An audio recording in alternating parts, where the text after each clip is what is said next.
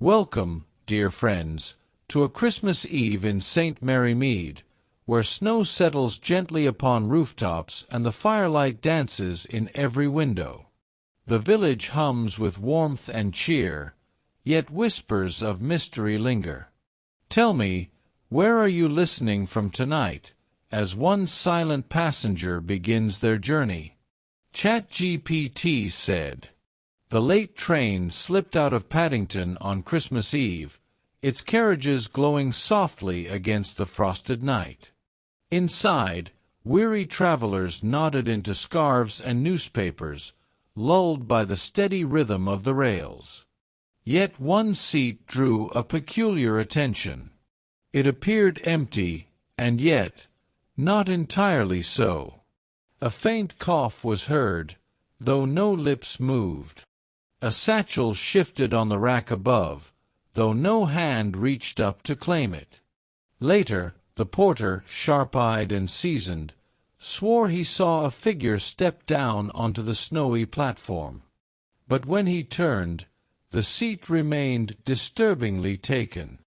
By morning, the tale had already reached the snug drawing-rooms of St. Mary Mead, embroidered by gossip and stirred with unease. Some laughed it off as nonsense, while others lowered their voices, speaking of unseen passengers and hidden intentions. Miss Marple, however, simply adjusted her spectacles and listened quietly. Whispers of the strange occurrence had found their way to her parlor, carried on the winter air like drifting snowflakes. She neither scoffed nor trembled, but considered. For Miss Marple knew better than most that mysteries rarely wear ghostly cloaks. Instead, they walk silently among the ordinary. That evening, with knitting needles clicking softly in her lap, she looked up and smiled to herself. "It's extraordinary," she murmured, "how the quietest passengers often make the loudest trouble." Chapter 1. The Village in Snow. The village of St. Mary Mead always wore winter well, and on Christmas Eve it seemed to glow brighter than ever. Snow dusted the thatched rooftops until they looked like sugared cakes, and thin curls of chimney smoke rose into the pale evening sky. Shopkeepers were just now closing their doors, fastening shutters against the cold, and bidding neighbors a cheerful good night as they trudged through the powdery drifts. The air rang with the faint sound of the church choir rehearsing carols, their voices carrying warmly across the square, promising a service later that would fill the pews and lift every heart. Children, their cheeks flushed with pink, dashed through the snow in scarves far too long, leaving trails of laughter behind them. There was the smell of roasted chestnuts, of pine branches newly brought indoors, of cinnamon and cloves wafting from kitchen windows. Miss Marple, from the comfort of her neat little parlor, observed these scenes with her customary quiet satisfaction. Her lace curtains framed the twinkling village lights beyond, and the fire in her grate crackled cheerfully.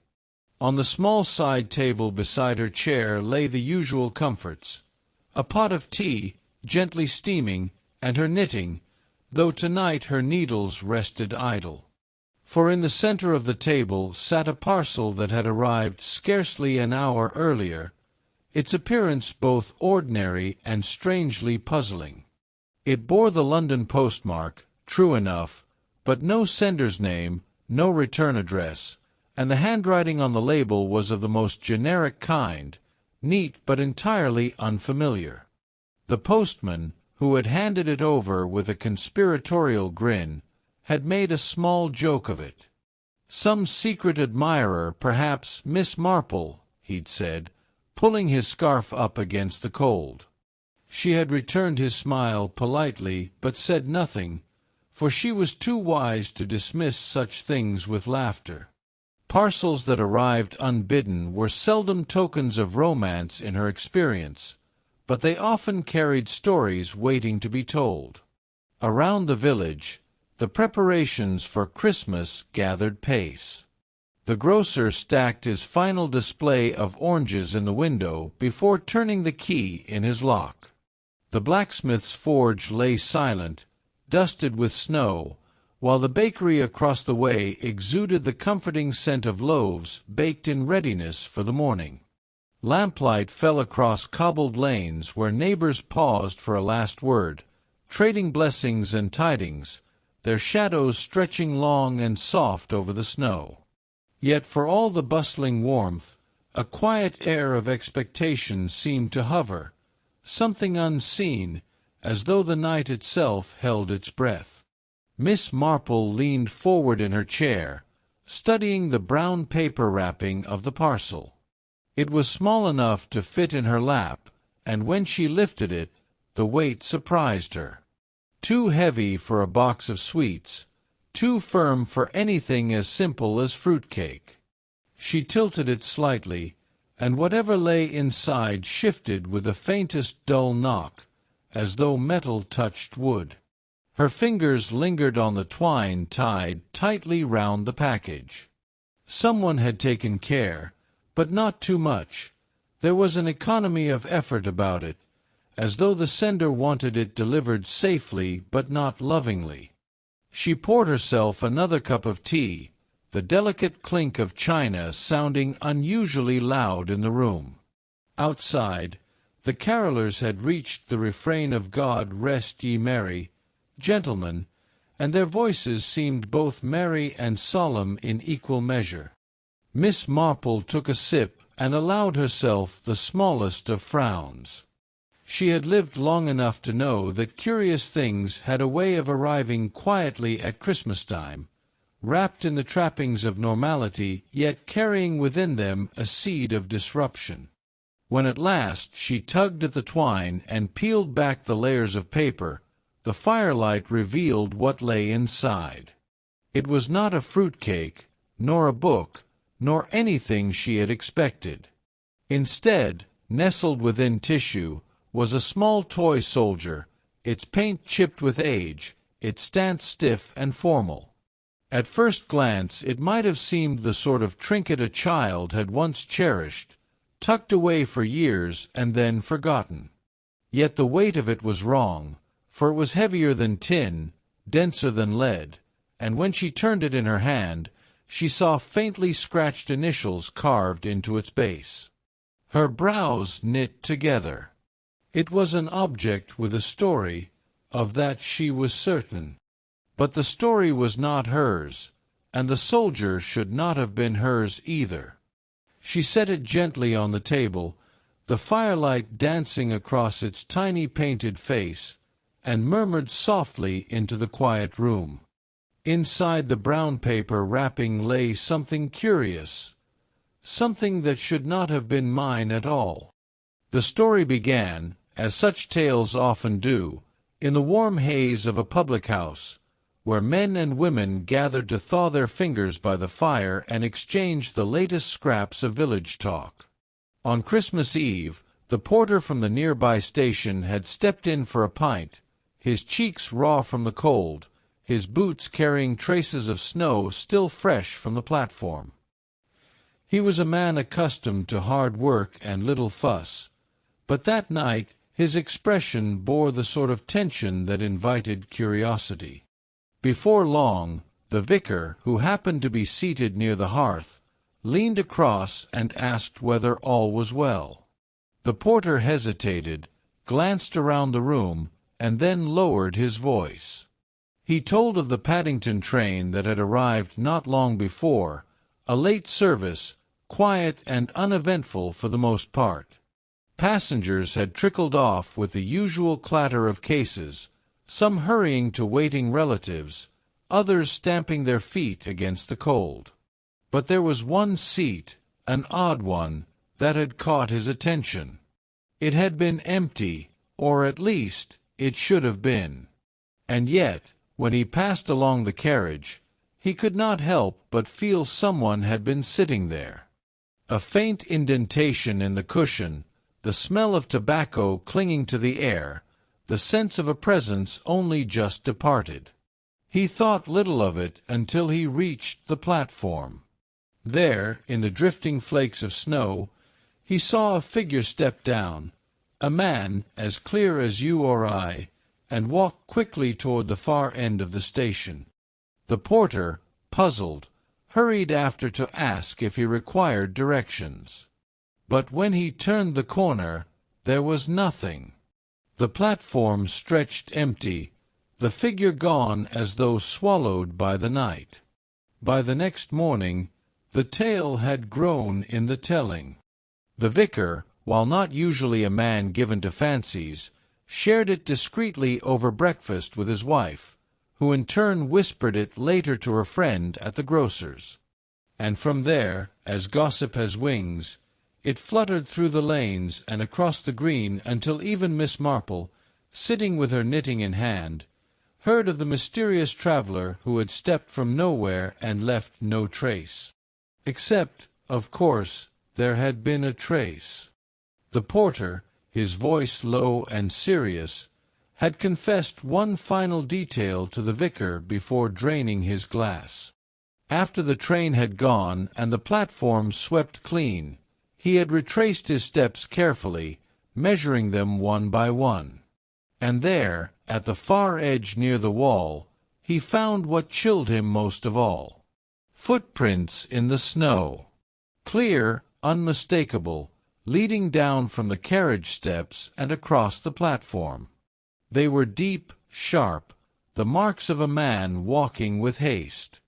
Yet when the prints reached the station wall, they ended abruptly, as though their maker had vanished into stone itself. No return tracks, no fading trail across the field beyond, only the sudden, impossible end. The vicar, naturally, had shaken his head at such strangeness, muttering about tricks of the eye, or snow disturbed by the wind. But the porter had been firm, his tone carrying the certainty of a man who knew what he saw. "And yet," he had said quietly, "when I counted my steps, there they were, footprints in the snow where no passenger should have been." By the time the tale reached Miss Marple's ears, it carried the quality of folklore, embroidered by whispers yet grounded in the porter's plain conviction. She listened, as she always did, without interruption, her needles clicking softly. For in her long life, she had learned that even the most impossible-seeming tales often contained a kernel of truth, waiting for the right eyes to see it. Chapter 2. The Package and the Passenger. Miss Marple sat in her familiar chair by the fire, the toy soldier still resting on the small oak table beside her. It looked innocuous enough at first glance, a child's plaything, painted in the bright reds and blues of an old-fashioned uniform, its features simple and stiff, the sort of object one might find tucked away in an attic trunk. Yet her instincts, sharpened over many years of quiet observation, told her at once that this was no ordinary toy. She lifted it again, turning it carefully in her hand.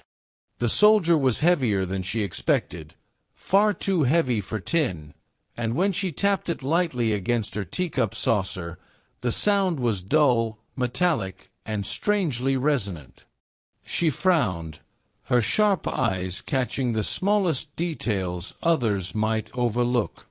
Along the base, faint but unmistakable, someone had scratched 3 initials, letters rough-hewn, cut in haste perhaps, but deliberate nonetheless. They were not the initials of any child she could recall, not in her wide circle of village acquaintances, nor among the families she had known for decades. Children tended to carve their names, or initials, onto school desks or tree trunks with a certain clumsy pride. This, however, bore a different character. There was an urgency to it, as though the act had carried some weight beyond mere ownership. She laid the soldier down once more and leaned back, her gaze thoughtful. Who had sent it? Why now, on Christmas Eve, when the world was preoccupied with carols and puddings and parcels tied up with bright ribbons. This package had come wrapped in plain brown paper, with nothing festive in its presentation. No holly sprig tucked under the twine, no cheerful note, not even a name attached. It had been sent, she thought, not to delight, but to deliver. Outside, the village hummed with its seasonal cheer. Laughter carried faintly from the green, where carolers stopped from house to house. Horses pulled carts along the lanes, their bells jingling against the still night air. Yet within Miss Marple's parlour the atmosphere was different, touched by the faint unease of an unanswered question. She sipped her tea slowly, her mind moving over the matter with the precision of one accustomed to riddles. Her thoughts wandered to London, to the many curious cases she had heard whispered through friends and acquaintances there. A toy soldier, heavy as lead and marked with strange initials, such an object could easily conceal more than paint and tin. Had it been hollowed and filled with something? She shook it gently. The weight remained solid, immovable, no rattling inside to betray a hidden compartment. Still, she could not shake the impression that its substance was unusual. Lead, perhaps, but thickly cast, far more substantial than any child's toy should be. It was not the toy alone that troubled her, but its sudden arrival. No explanation, no sender, just a silent delivery to her door. And in her experience, unexplained gifts often carried with them shadows of past deeds, sometimes long buried, sometimes only half forgotten. She recalled a story told to her years ago of smuggled goods disguised in harmless forms, and of messages concealed in common trinkets so that they passed unnoticed in plain sight. Could this toy soldier be such a thing? Or was it meant to convey something far simpler, a token dredged up from the past and thrust unexpectedly into her keeping? She rose and carried the soldier to the window, letting the pale moonlight fall across its painted face. The snow outside glistened like powdered glass, the lane below empty save for the crisp outlines of footprints leading toward the church. For a moment, the soldier's painted eyes seemed to stare outward as though keeping its own vigil, standing sentinel not only in the toy box of some forgotten child, but now in her quiet home. Miss Marple set it back on the table with care, her expression unreadable. To others, it would appear no more than an antique curiosity, but to her it whispered of deeper matters. The initials, so hastily cut, so oddly placed, were the first clue. The weight was the second, and the timing of its arrival was the third. 3 small details, perhaps, but enough to stir her mind into the familiar hum of quiet inquiry. She drew her knitting toward her once again, her fingers resuming their steady rhythm, though her thoughts remained fixed on the soldier. Knitting had always been her way of thinking, each stitch a step along the path of deduction. Somewhere, she was certain, there was a reason behind the parcel, a story wrapped as tightly as the twine that had bound it. And sooner or later, stories had a way of revealing themselves, especially when one had the patience to watch and wait. "It was too heavy for tin," she murmured softly, her needles clicking in the silence. "And the initials, they did not belong to any child I knew." It was not long after Miss Marple had set the toy soldier aside that her evening was interrupted by a sharp knock at the door. Few visitors came at that hour, when the lamps had been lit and the village had settled into its quiet routines. She rose, smoothing her cardigan, and opened the door to find a young maid standing there, her breath rising in anxious clouds against the frosty air. The girl was clutching her shawl tightly around her shoulders, and her eyes darted nervously down the lane before she spoke. "Beg pardon, Miss Marple," she began, her voice trembling. "I shouldn't trouble you so late, but I had to tell someone. I saw him." Miss Marple, always gentle with the young, stepped aside and invited her in. The maid entered, glancing over her shoulder as though half afraid she had been followed.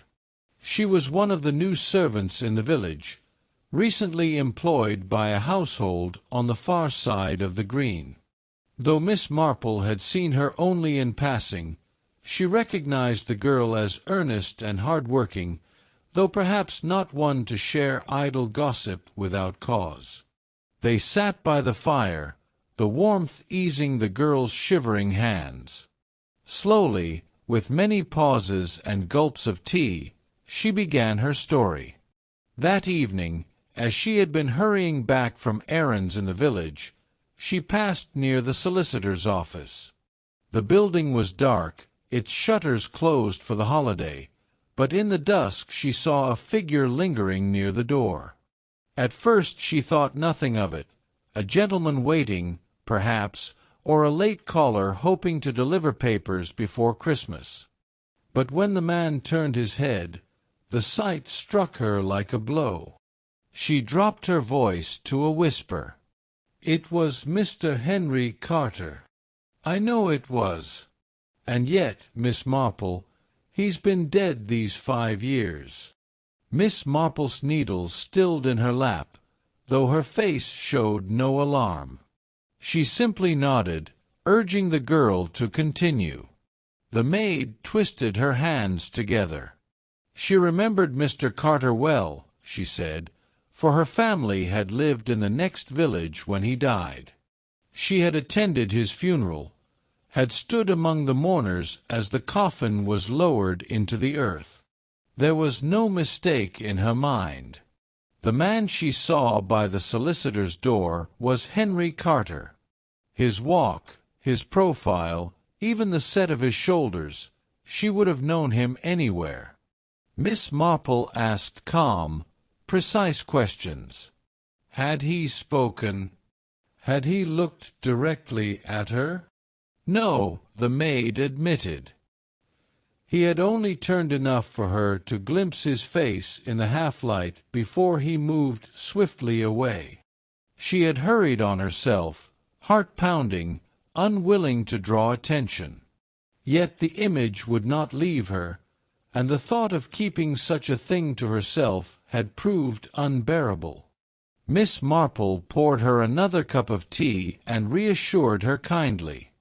She understood well that the young often doubted their own eyes, especially when confronted with something that did not fit into the expected order of things. And yet, Miss Marple also knew that memory could be keen, and that details recognized from long ago often surfaced with startling clarity. The girl lowered her gaze. "I know how it sounds," she said softly. "But I swear it. I know it was him. I saw his face, and I had seen it once before, lowered into the grave." Miss Marple patted her hand gently. "The truth, my dear, is often stranger than we imagine. But even the strangest truths," she added thoughtfully, "have their reasons." When the maid departed at last, still glancing nervously into the shadows beyond the lamplight, Miss Marple remained by the fire, her knitting untouched. A parcel with no sender, a soldier marked with unfamiliar initials, and now a dead man seen alive near the solicitor's office. The threads were beginning to twist together, though the pattern was far from clear. She leaned back, eyes half closed, and murmured to herself with quiet certainty. The girl swore she knew the man's face, because she had seen him buried years ago. Chapter 3. Whispers by Candlelight.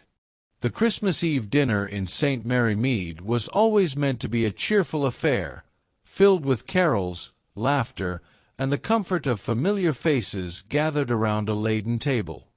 Yet this year, though the candles burned brightly and the scent of roasted goose filled the air, there lingered a faint unease.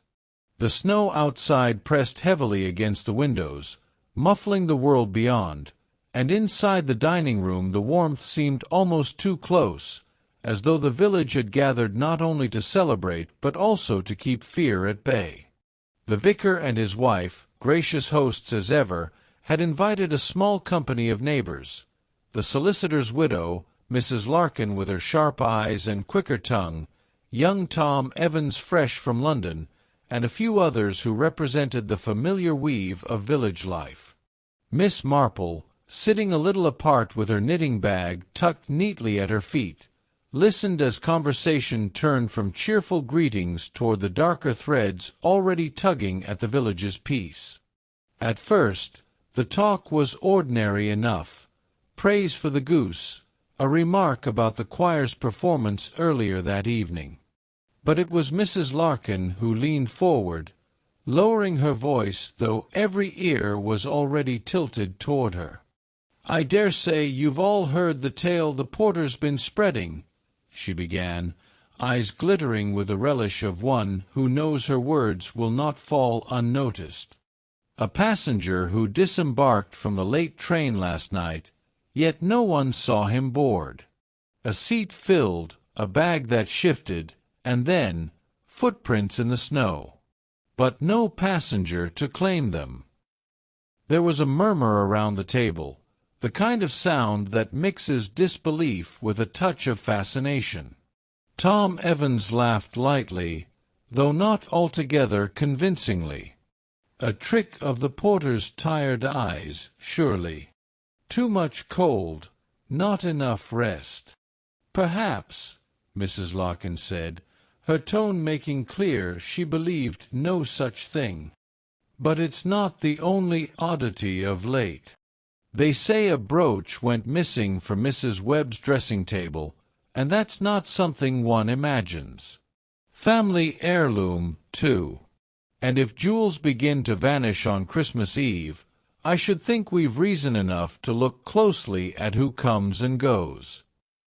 The solicitor's widow, who had been silent until then, dabbed her lips with a napkin. Her voice was soft, almost fragile, yet it carried clearly. "I heard something as well. That my late husband's office door was seen ajar at dusk. There are no papers left there of value, of course, but still, it troubles me." Miss Marple's needles clicked softly, though her gaze remained lowered. It was not her habit to insert herself into every conversation, though she listened with an attention keener than most realized. Threads were being laid down, one by one, and she was already noting which might belong together in the final pattern. The vicar's wife attempted to restore lightness. "Oh, come now. Surely we are not to spend Christmas Eve frightening ourselves with shadows and tales. Let us raise a toast instead, to health, to peace, and to the joy of the season." Glasses were lifted, smiles forced into place. Yet even in that moment of cheer, the solicitor's widow's hand trembled slightly as she held her glass, and Mrs. Larkin's eyes darted toward the window where the snow pressed in silent whiteness. Tom Evans was quick to drink, though he avoided the glance of others, as though guarding a secret of his own. And then, just as the toast settled into quiet murmurs, one guest, a thin, pale woman from the edge of the village, who had spoken little all evening, lifted her glass again. Her voice was hardly louder than a whisper, yet it carried through the candlelight like a chill. "Not all guests arrive by invitation," she said, her eyes fixed not on the table, but on the frost-streaked glass of the window. The words lingered in the silence that followed. No one dared to laugh or dismiss them. For though the goose remained warm, the fire crackled brightly, and the snow lay soft and untouched outside, every villager present felt the weight of her remark. There were strangers among them, even if unseen. There were stories yet to be uncovered, and some were not meant to wait until morning. Miss Marple's needles paused for the briefest moment. She did not look up, but her thoughts sharpened at the woman's words.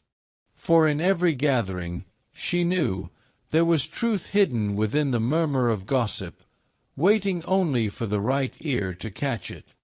The bells of St. Mary Mead Church chimed softly through the frosted night, summoning villagers to the Christmas Eve service.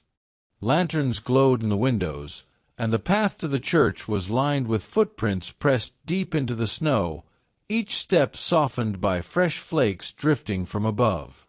Inside, the warmth of candlelight welcomed all who entered. The choir gathered at the front, their voices weaving together in a hymn that rose and fell like the breath of the season itself. Miss Marple, seated near the back with her gloves folded neatly in her lap, allowed the music to wash over her. It was a familiar comfort, voices she had known for years blending into a harmony that carried the soul of the village. Yet even within the comfort of the carols, her keen eyes noticed small details others might overlook. The vicar's wife, always just a fraction behind the beat, young Lucy, whose clear soprano lifted high above the others. And then an absence. She frowned gently, tilting her head. Mr. Pritchard's baritone was missing. He was a reliable man, rarely absent from the choir unless illness kept him to bed. Tonight, however, his voice did not join the others. No mention had been made of his absence, and yet the gap was as plain as a missing stitch in a knitted shawl. Her eyes drifted toward the side aisle, where shadows flickered against the stone walls. For a moment she thought she saw movement, someone lingering just beyond the reach of the candles. A figure, standing still, as though content to watch but unwilling to step forward into the fold of the congregation. She blinked, and the shape seemed to dissolve into the dimness, though the uneasy sensation it left behind did not fade. The hymn concluded, and the congregation shifted, coats rustling, hymnals closing. Conversations rose in gentle whispers as the vicar prepared to speak. Miss Marple leaned slightly toward the spinster beside her. "Strange, is it not," she murmured, "that Mr. Pritchard's seat is empty tonight?" The woman glanced toward the front, surprise flickering across her face. "Why, yes, I hadn't noticed at all.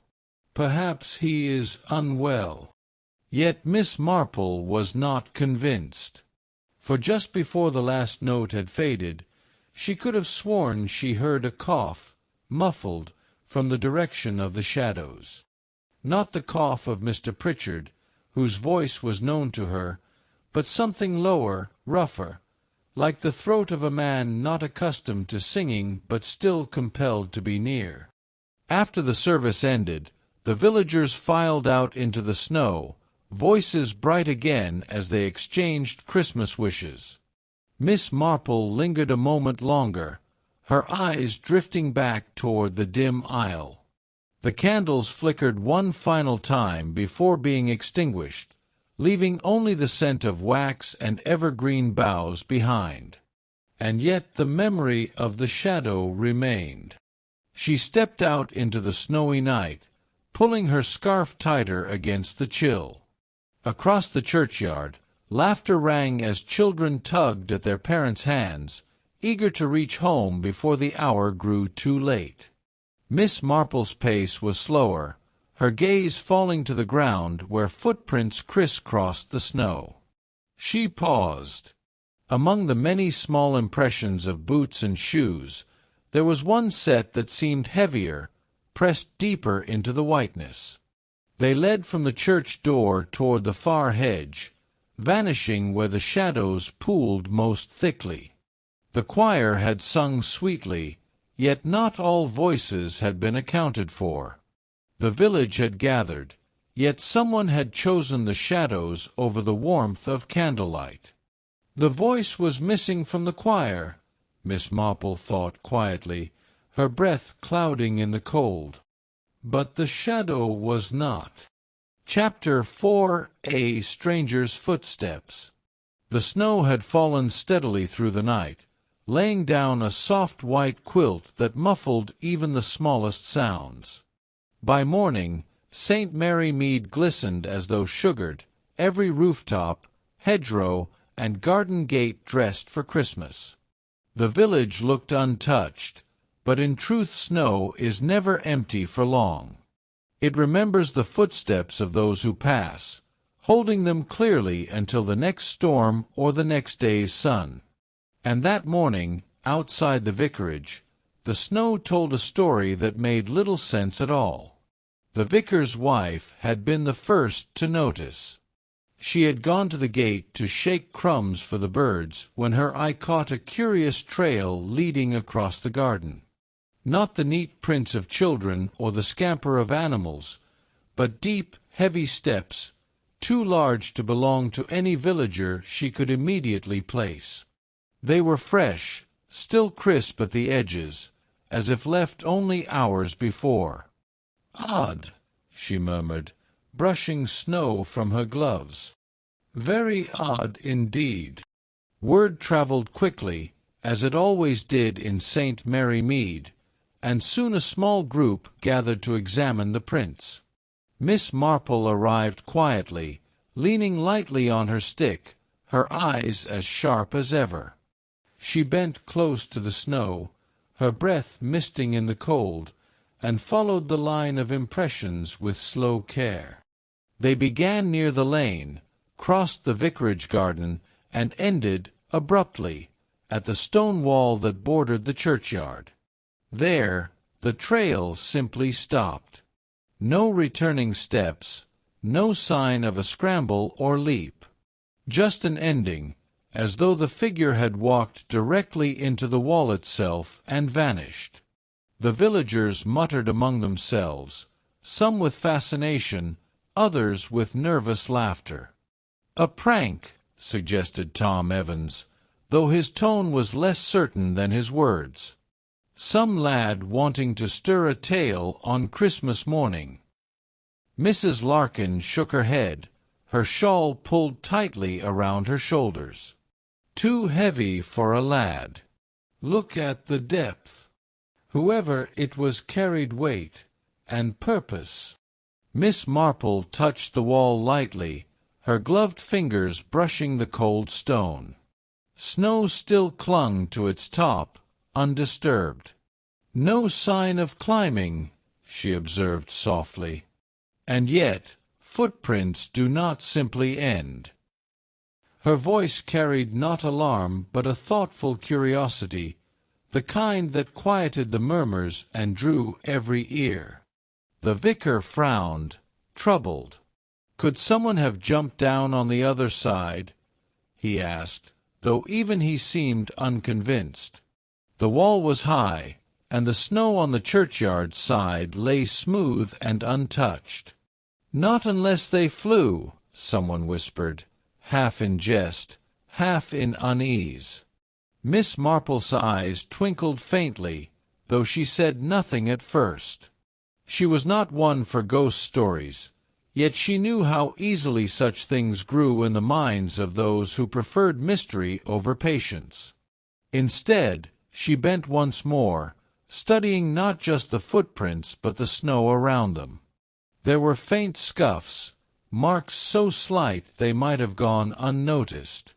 She said nothing of these, not yet, but filed them away as carefully as a knitter places a stitch.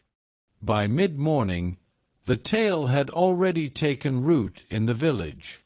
The porter's story of the silent passenger was repeated with greater flourish now, tied neatly to the vanishing footprints at the vicarage wall. In the post-office queue, in the warm air of the bakery, voices lowered and eyes darted, as though each villager wondered whether the unseen traveler had walked among them. Miss Marple, however, walked home quietly, her thoughts turning not to phantoms but to puzzles. Snow records truth, she knew, but truth is not always read correctly. Prints that ended abruptly, a wall untouched, and whispers of a figure stepping off a train unseen, these were not pieces of separate tales, but fragments of the same pattern. And she had lived long enough to know that the pattern, once woven, would reveal not specters but something altogether more human. She paused at her gate, glancing back toward the vicarage wall. The snow lay still, the prints stark against the whiteness. "The prints ended at the stone wall," she murmured softly, as though their maker had vanished into thin air. But she knew well enough that no one truly vanished. The village would soon learn the same. Back in her neat little cottage, Miss Marple set the toy soldier on the table beside her knitting basket. The fire glowed warmly, and the kettle murmured softly on the hob, yet her thoughts were far from domestic comfort. She had turned the figure over more than once, fingers brushing the cold metal beneath the chipped paint. It was heavier than it ought to be, too solid for tin. And scratched upon its base, though faint, were 3 initials, RHW. For most, it would have been a curiosity, no more than the mark of some forgotten owner. But Miss Marple's memory was a precise and stubborn thing. She sat quietly, letting the initials circle in her mind until at last they found their place. They belonged not to a child, but to a name once spoken in whispers across St. Mary Mead, Reuben Henry Wetherall. A man not of the village but known to it, for his shadow had fallen here years ago. She remembered the talk, a case of smuggling, hidden parcels, and a trial that had ended suddenly when witnesses recanted and evidence disappeared. Wetherall himself had vanished, slipping away before the law could decide his fate. For most, he had become no more than a story told over teacups, a name half forgotten in the turn of seasons. But here, in her hands, sat a reminder, small, painted, deceptively harmless, that told her the story was not finished. She leaned closer, tapping the base with a knitting needle. A faint hollow ring echoed back, and her eyes sharpened. Within the soldier, something was hidden. Not lead, not stuffing, but a space carefully sealed. A container, perhaps, meant to carry more than play. Miss Marple smiled faintly, the kind of smile she reserved for those moments when a pattern began to show itself. "It was not a child's plaything at all," she murmured, "but a message left behind." She recalled now how the solicitor's widow had spoken of her late husband's office door left ajar. Papers of no value, she had claimed. Yet solicitors rarely keep only trifles. If Wetherall's old dealings had touched this village once, why not again? Could the soldier be a signal, a marker for those who knew how to read it? Outside, the snow pressed against the window, muting the world beyond. Inside, Miss Marple's thoughts ran swiftly. Smuggling was never only about the present moment. It left behind debts, secrets, and unfinished business that could span decades. A man-thought buried in rumor could resurface just as suddenly as a footprint appears in fresh snow. Her fingers rested again on the initials. Perhaps the nervous maid had truly seen a face from the past at the solicitor's office. Perhaps the porter's unseen traveler was less phantom than fugitive. And perhaps this little soldier, sent without sender's name, had been placed deliberately in her keeping. Not by chance. Never by chance. The kettle whistled, sharp in the quiet room, pulling her back for a moment to ordinary life. She rose, poured herself a cup of tea, and returned to her chair. The soldier stood where she had left it, its painted face gazing blankly outward. Yet to Miss Marple it looked less like a toy and more like a sentinel, keeping watch, guarding a secret meant for those clever enough, or foolish enough, to pursue it. She lifted her teacup, thoughtful eyes fixed on the initials carved deep into its base. "R.H.W.," she repeated softly. "You've been very quiet all these years. Perhaps too quiet." Chapter 5. The Midnight Exchange. The afternoon had already begun its slow descent into dusk when Miss Marple heard the knock at her door. It was a timid sound, barely more than a tap, and when she opened it she found young Alice, one of the maids who worked in the larger houses nearer the green, standing with her cloak drawn tight and her eyes darting anxiously over her shoulder. The cold air carried in flakes of snow and the faint toll of the church bell, but Alice herself seemed colder still, as though fear had seeped into her bones. "Come in, child," Miss Marple said gently, stepping aside. "No need to shiver on the step." Inside, the warmth of the little sitting-room should have comforted her guest, yet Alice wrung her hands as though heat could not reach her. She accepted a chair by the fire, though she perched on its edge, ready to spring up at the least sound. Miss Marple, accustomed to nervous callers, did not hurry her. She poured tea, set out a plate of biscuits, and waited until Alice's breathing slowed enough for words to find her. At last the maid spoke, her voice low and halting. "I've come because I don't know who else to tell. They'll say it's foolishness, or worse, that I've been seeing things. But I know what I saw." Miss Marple inclined her head. "Go on." Alice's fingers twisted the edge of her cloak. "It was late last night, after I'd left the service. I took the long way home, past the solicitor's house. It's a habit of mine. I like the quiet. But there was someone there, standing in the shadows by the gate. At first I thought it nothing unusual. A gentleman waiting, perhaps, or someone passing through. But then he turned his head, and I saw his face." She broke off, her breath catching. Miss Marple waited. The fire crackled. Alice's next words came almost in a whisper.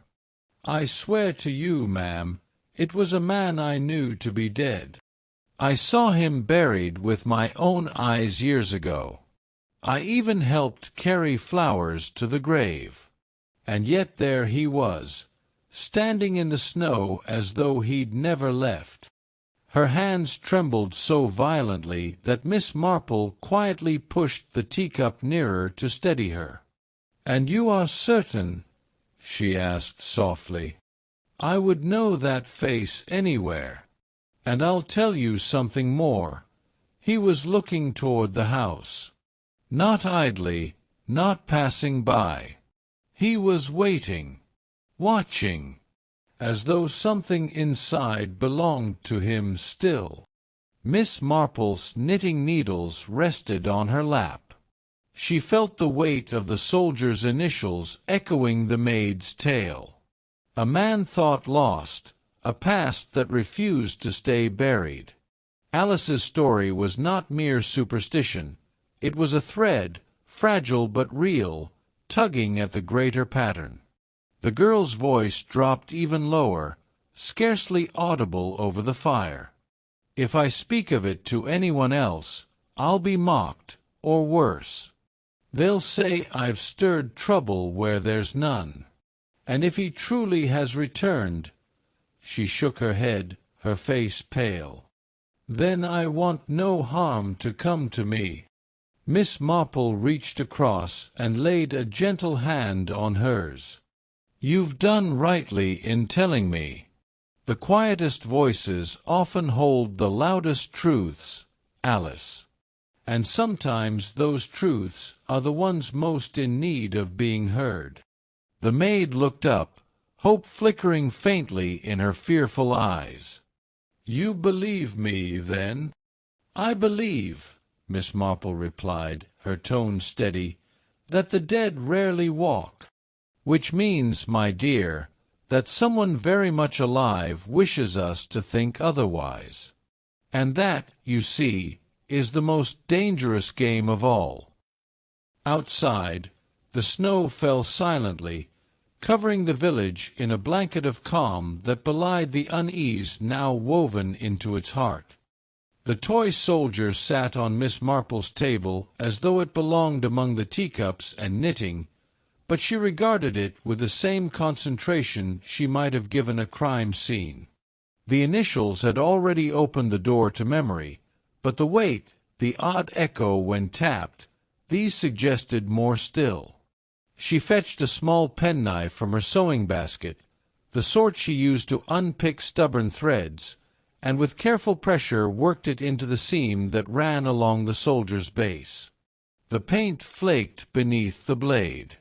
At first there was resistance, as though time itself resisted her intrusion, but then a faint snap broke the silence. The base lifted away, revealing a hollow no larger than a walnut. Inside, folded tightly, lay a scrap of yellowed paper. Miss Marple drew it out with the gentleness of one handling lace, for the fibers were brittle with age. She unfolded it slowly. The ink had faded, but not so much as to be unreadable. At first glance, it seemed no more than a jumble of letters and symbols, but her eyes, practiced in recognizing patterns where others saw only confusion, caught the shape of meaning. It was a code, simple yet deliberate, the sort smugglers favored when a name written plainly could cost a man his life. By the firelight she traced the words, her lips moving silently as she pieced them together. Line by line, the message emerged. It was not a child's scrawl at all, but a dying confession. The writer, Reuben Henry Wetherall, spoke of shipments hidden within the very village, of debts unpaid, of betrayal by those closest to him. He had not trusted the courts, nor his companions, but he had trusted the soldier to carry his truth. Miss Marple's eyes narrowed at one phrase, "The man in the shadows will claim what is mine." The sentence, stark against the page, seemed to reach across the years to the present moment. Had that shadow already stepped from the train? Was it his footprints in the snow by the vicarage wall? She sat back, the paper trembling slightly between her fingers.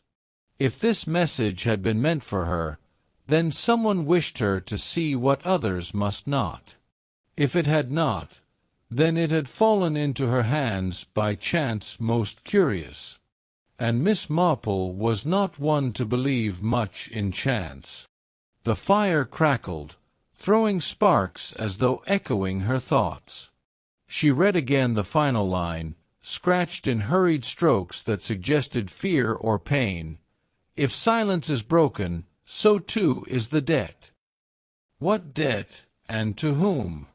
Those words breathed life back into the ghost of Wetherall, making him less a figure of gossip and more a man whose unfinished story still bound the village in quiet chains. She folded the scrap carefully, returning it to its hollow with the same precision she had used to remove it. Then she set the soldier upright again, its painted face as blank and harmless as before. To any other, it was no more than a toy. To hers, it was a vessel of secrets, one that could explain why a maid feared the dead, why a porter spoke of an unseen passenger, and why shadows lingered in places where no villager belonged. "The silent passenger has spoken at last," she murmured to herself, her voice quiet but resolute, "and his words will not be ignored." The kettle whistled again, but Miss Marple hardly noticed. Outside, snow thickened the air, soft and white, yet her little room seemed filled with the weight of darker truths waiting to be unraveled. Chapter 6. Closing in. Miss Marple always believed that the smallest things revealed the largest truths. While others sought their answers in bold gestures and confessions, she found them in the way a man folded his napkin or lingered too long before answering a simple question. So it was with the matter of the missing passenger. For days, speculation had consumed St. Mary Mead. Some swore the man had slipped away through the woods. Others insisted he never existed at all, merely a figment of porters and gossips. Yet Miss Marple, listening quietly from her corner of tea-tables and pews, began to notice something far more ordinary, and thus far more telling. It was at the post-office that her suspicions sharpened. Mr. Howard, the new clerk, had taken the position not 3 months ago. He was polite, always deferential, and carried himself with an air of practiced humility. Yet, as he handed her a packet one morning, she noticed the peculiar way he pressed his thumb along the string before knotting it, a manner she had observed once before, years ago, in the docks of Plymouth, when watching sailors secure their bundles. And then there was the cough, short, clipped, as though to cover hesitation rather than illness. Miss Marple remembered hearing that same cough at the Christmas Eve dinner, though she could not then have said to whom it belonged. It struck her as odd that the sound followed her from drawing-room to post-office queue. By itself, a cough was nothing, a manner of tying knots, less still. But together they whispered of familiarity. Later that afternoon, as she sat with her knitting beside the fire, she pieced it together. The initials scratched into the toy soldier, the confession hidden within, the name of Wetherall, and this clerk who appeared in the village just as whispers of smuggling reawakened.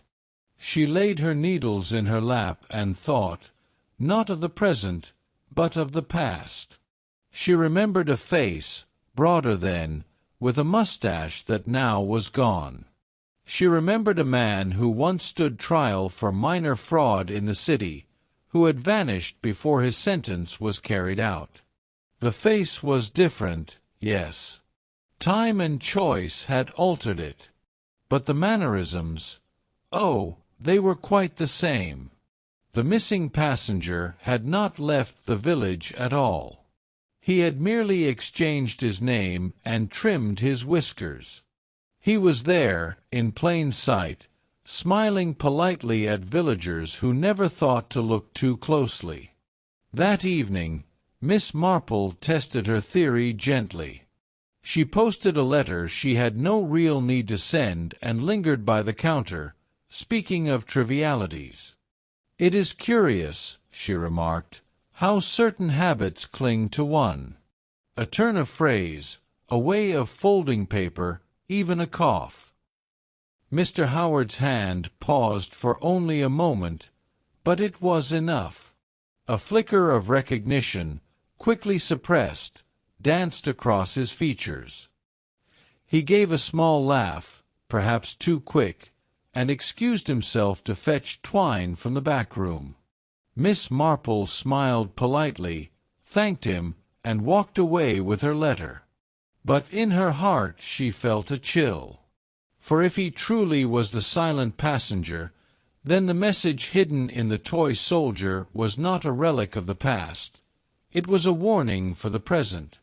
As snow thickened outside, she knew the web was tightening. The man in the shadows had not vanished. He lived among them still, waiting for his moment. And Miss Marple, though ever gentle, had no intention of letting him strike unseen. Miss Marple knew better than to confront a fox in its den. The clever ones bolted when cornered, leaving only confusion behind. Instead, she set about weaving her trap with the same patience she applied to her knitting, one stitch at a time, until the pattern revealed itself. Her opportunity came with the Christmas supper at the vicarage. The snow had softened into a silvery blanket, muffling the lanes, and villagers gathered gladly for warmth, laughter, and plum pudding. It was a gathering of familiar faces, too familiar, in fact. Among them, Mr. Howard, the post-office clerk, sat unobtrusively, smiling in that mild, deferential way of his. Miss Marple chose her seat carefully, not too near, but close enough to watch. She poured tea with a steady hand and asked the sort of questions that seemed like idle chatter.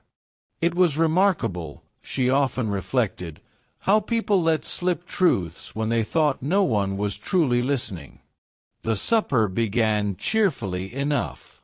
The choir sang a carol by the fire, Mrs. Bantry gossiped about a cousin's scandal, and the air smelled of roast goose and nutmeg. Yet beneath the sparkle of the evening, Miss Marple listened closely. Her trap was not of rope or iron, but of conversation. She spoke first of trains. "So dreadful, the delays on Christmas Eve," she said gently. "Imagine, stranded between stations in the cold. Why, one might almost slip away without notice." Most chuckled and agreed, but Mr. Howard merely nodded, his gaze fixed on his plate. Later, she mentioned Plymouth, a port town few in St. Mary Mead had ever seen. "I once knew a sailor who tied the most particular knots. Such a thing one never forgets." Her eyes, though lowered to her knitting, watched carefully. Mr. Howard's hand tightened momentarily on his fork, then relaxed again. Miss Marple allowed the conversation to drift. She never pressed too hard. Instead, she let silence do its work. It was in those lulls that nerves betrayed themselves. Dessert was served, flaming pudding carried in to applause. Glasses were raised, toasts made. Then, quite softly, Miss Marple set her final stitch. "I often think," she remarked, as though to no one in particular, "that Christmas brings everyone home, invited or otherwise. Why, even passengers thought long gone may return when least expected." The room tittered with amusement, but Mr. Howard's spoon clattered faintly against his dish. It was the smallest sound, yet to Miss Marple it rang louder than the choir. One false word at Christmas supper was all it took. The vicar, bless him, saw nothing amiss. But Mrs. Bantry's keen eyes flickered with curiosity, and several villagers turned their heads toward Mr. Howard, who shifted in his chair as though the heat of the pudding flames burned too near. Miss Marple said no more. She smiled, folded her napkin neatly, and sipped her tea. The net had been cast. Now all that remained was to draw it in. She knew the man would not sleep easily that night. 4 guilty minds, once stirred, seldom find rest. And so the supper continued, all laughter and carols, while beneath the cheerful chatter a shadow lengthened. The silent passenger was no longer invisible. He had been seen, even if he did not yet realize it fully. Miss Marple's eyes twinkled gently as she lifted her knitting once more. Patience, she thought, is the surest thread of all. Chapter 7. The Christmas Eve reveal. The snow outside had deepened into silence, the village lanes glittering under moonlight as though 1,000 candles had been scattered upon the earth. Within the vicarage, the fire crackled low, and the last of the supper dishes had been cleared away.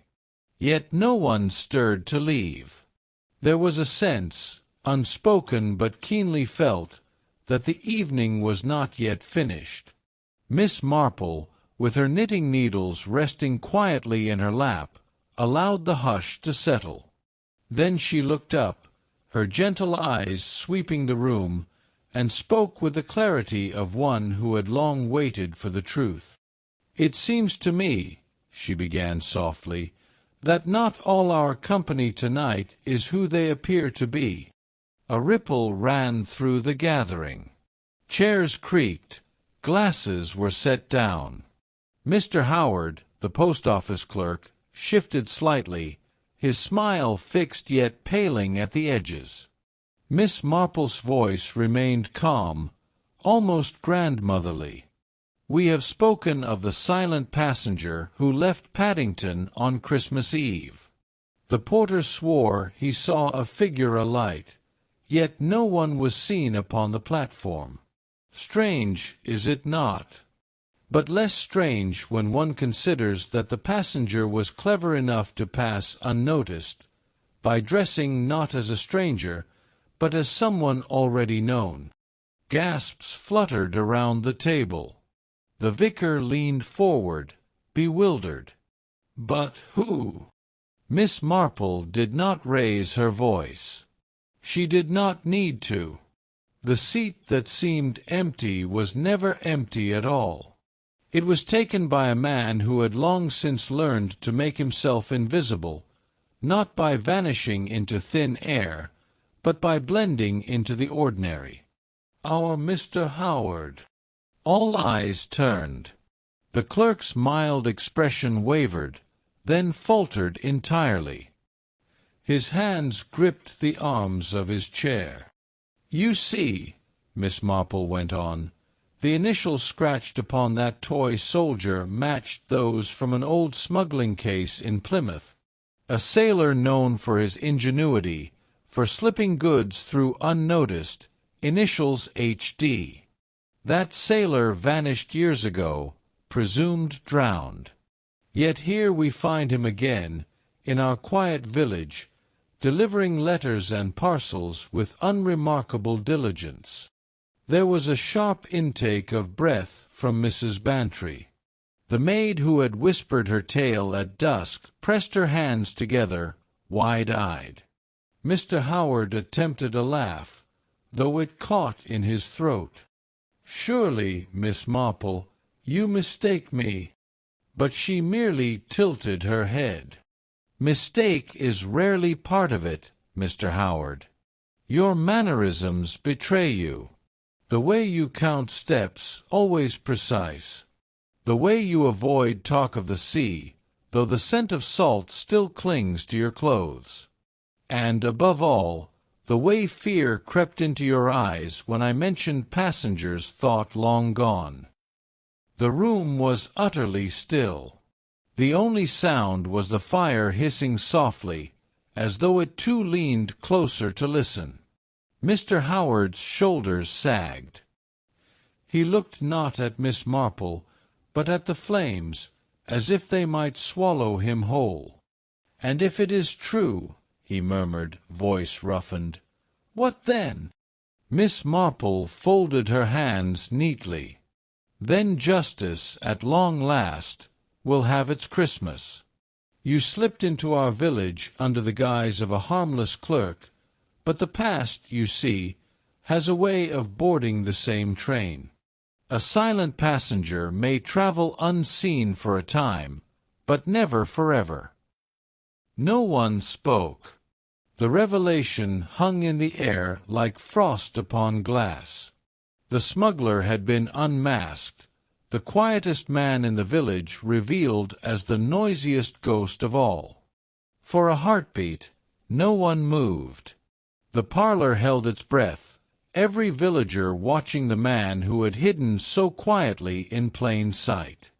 Then, with a suddenness that startled even the vicar, Mr. Howard leapt from his chair, knocking his glass to the floor.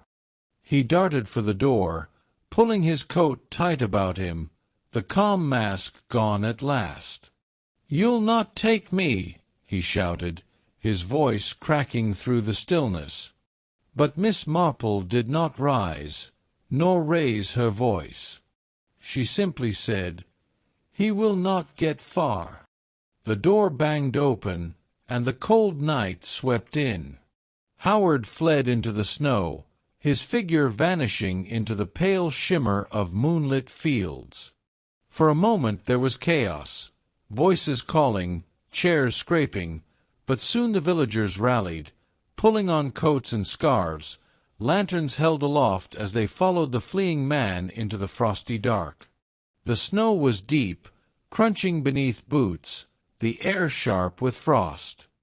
Howard ran as though the fields themselves might offer him refuge, his breath steaming in the night. Yet for all his cunning, the countryside had its own quiet loyalty to those who belonged, and its betrayals for those who did not.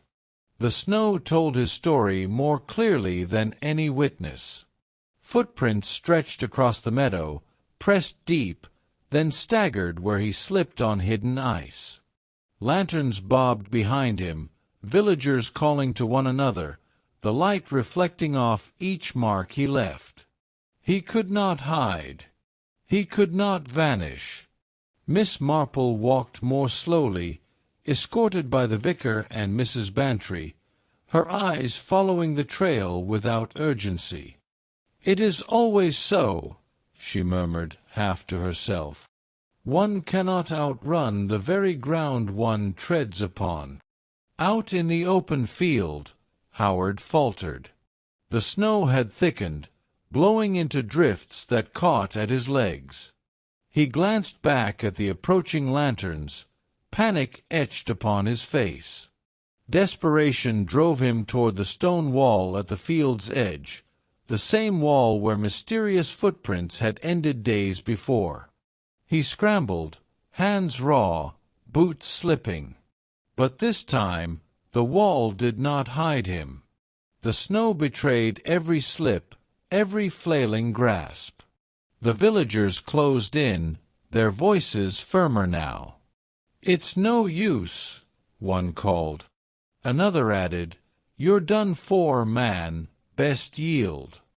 At last, with breath ragged and strength failing, Howard slid from the wall and collapsed into the drift below. He pressed his face into his hands, shoulders shaking, not from cold alone, but from the crushing weight of capture. The vicar, though kindly by nature, placed a steady hand on his arm. "Enough," he said gently. "It's over." Miss Marple arrived moments later, her steps sure despite the snow. She regarded Howard with neither triumph nor malice, only a quiet, inevitable certainty. "You see," she said softly, "Christmas Eve is no night for ghosts to wander.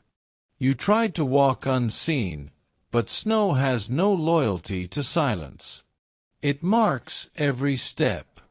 In the end, it was the snow itself that betrayed you." Howard did not answer. The fight had drained from him, leaving only a man shivering under the weight of his past. The villagers stood in a solemn circle, lantern light glinting against the whiteness. And in that ring of watchful faces, justice came not with fury, but with inevitability, like snow settling upon rooftops, covering all in quiet truth. Chapter 8. Restoring Peace. Dawn came softly to St. Mary Mead, as though the night itself wished to make amends for its excitement. The fields lay quiet beneath their silver mantle, smoke rose lazily from chimneys, and the village awoke to the bells of Christmas morning. Peace had returned, though the echoes of footsteps still lingered in the snow. Inside cottages, fires were stoked anew, and the scent of fresh bread and cinnamon drifted through half-open windows. Children hurried to stockings, their laughter a bright counterpoint to the hush outside. Even the sparrows seemed livelier, darting from hedgerow to hedge in quick, jubilant bursts. At the vicarage, the long night was a memory quickly folded away. The villagers gathered once more, not for confrontation but for worship and fellowship. The church glowed with candlelight, its windows fogged by the breath of hymn-singers. Garlands of holly and ivy framed the altar, and voices lifted in carols that seemed sweeter now, unburdened by suspicion. Miss Marple arrived quietly, her steps measured and calm.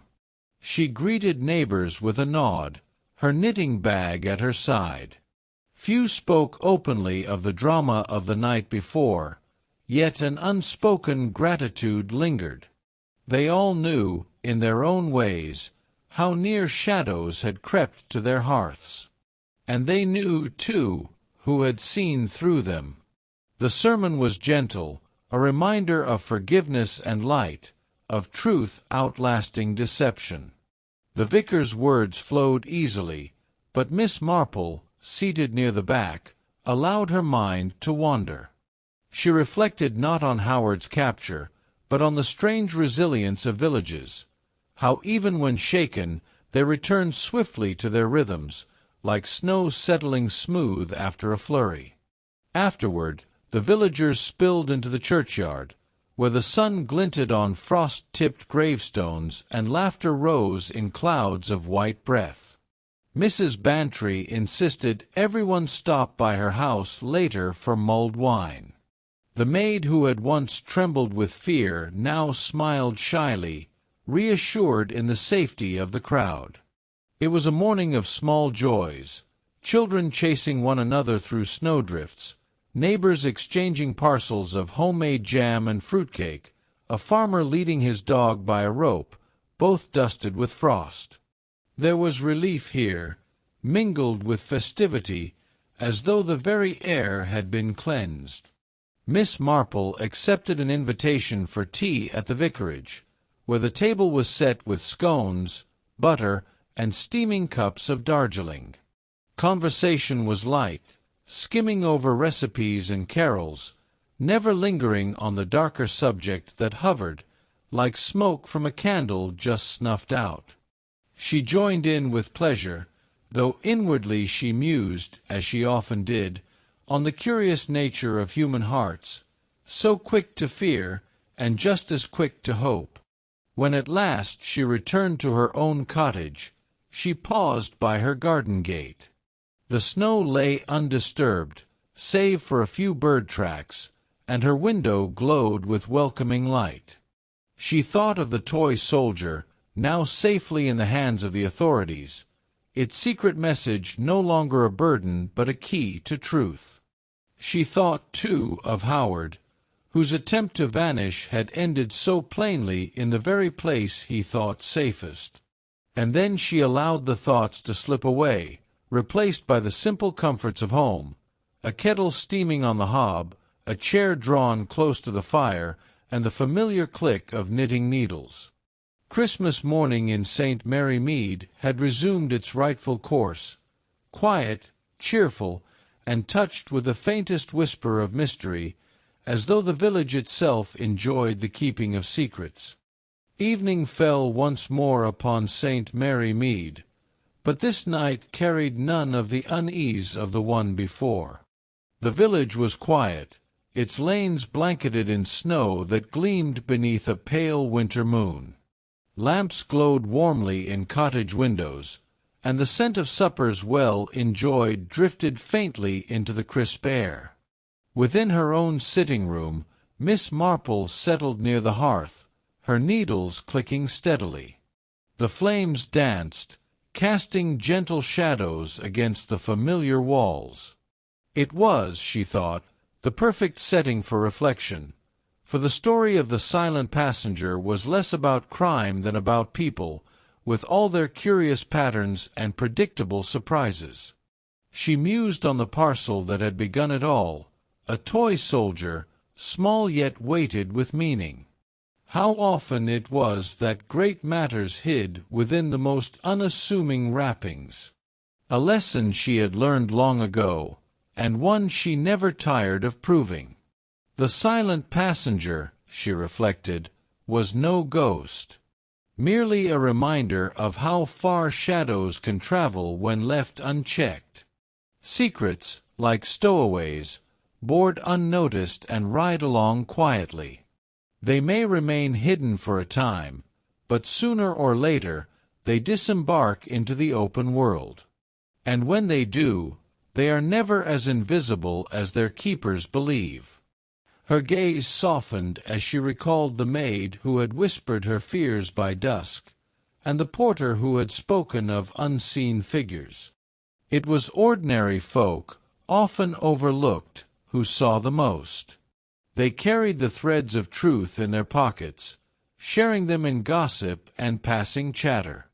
One only needed the patience to listen and the wisdom to knot those threads together. Miss Marple smiled faintly. Villages were like patchwork quilts, every square different, every seam holding stories. And within each quilt lay both warmth and weakness. Human nature was much the same. There were the kind stitches of generosity, the bright threads of joy, but also the darker strands, greed, fear, and the ever-familiar temptation to hide. Howard had believed he could step into a village unnoticed, that by playing the role of a harmless clerk he might leave his past behind.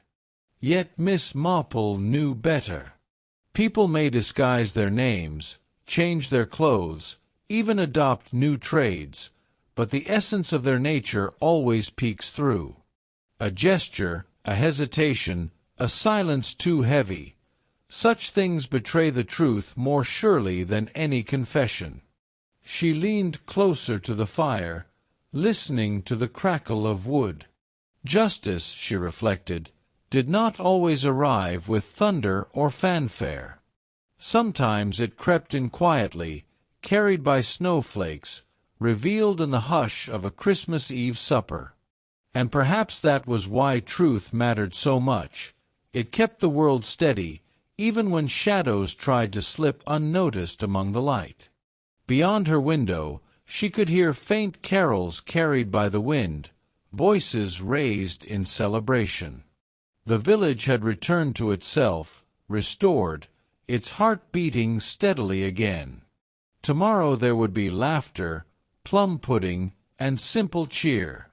Life, after all, was resilient.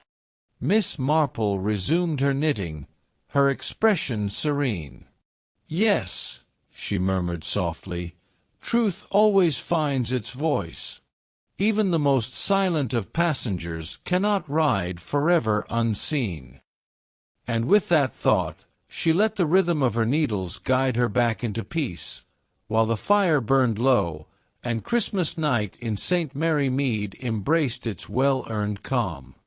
The fire burns lower now, its embers glowing softly against the quiet of Christmas night.